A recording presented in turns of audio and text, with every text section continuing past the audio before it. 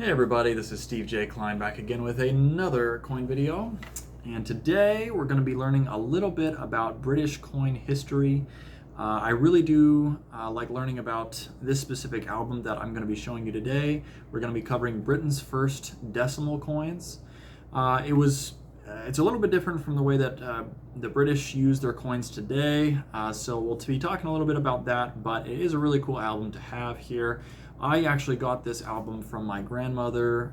She passed away in 2009, and when she did, my grandfather gave me all of her coins, and this is one of the biggest ones, or the main ones that they gave me that I remember.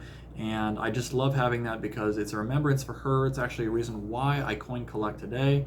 But I do want to go through all of this and just talk a little bit about these coins, if they're legal tender today, and how much their value is. So with that being said, let's take a look.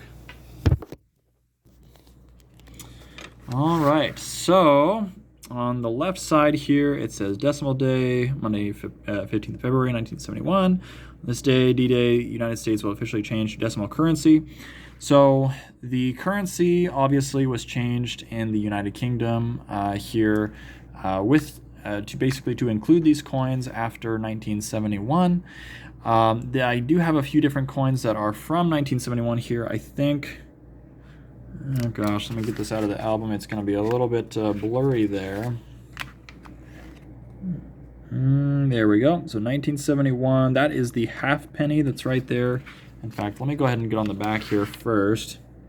We have the half new penny that is there, the 5 new pence, the 1 new pence, the 10 new pence, and the 2 new pence.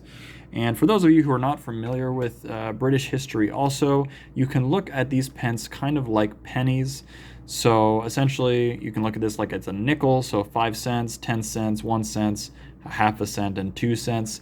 It's very similar to American currency, and 100 pennies here would add up to a pound. And so 1 pound you can look at like $1 in American coinage. So very similar to that. I think the pound related to the dollar, it's $1.20 US dollars for 1 pound. So yeah, they have a very similar system that's over there. But the interesting thing about these two is the fact that the halfpenny and I think the 1 penny, they went out of circulation, and they stopped making them, and you can't really use the halfpenny for pretty much anything there in England anymore. And along with pretty much the 1 penny, the 2, the 5, and the 10, you can still use them, but you have to have change of at least 20 pence in order to purchase anything. You can't just buy anything for 5 or 10 pence. So I thought that was interesting to learn about, or at least it said for debts or anything.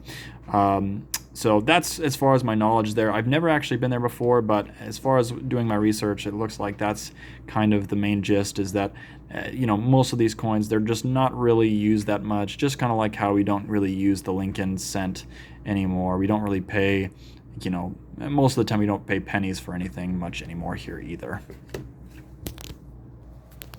All right, so with all that being said, let's go ahead and talk about the value and how much you can expect for this decimal coin album. From what I have seen and from what the main value for what you could probably get for this, especially if you have one that's in my condition, which, it's a little bit torn up as far as the booklet goes, and the coins don't look that great either. It's just, it's kind of a torn up album. You could probably expect between $3 and $4 for this album. That's how much they're going for. Maybe a little bit more if it's a little bit cleaner, $5 or so, or maybe even a little bit less. It could be $2.75 or something like that. But I would expect between $3 and $4, maybe $4.50 for this album. So let's go ahead and just say the average of $3.50.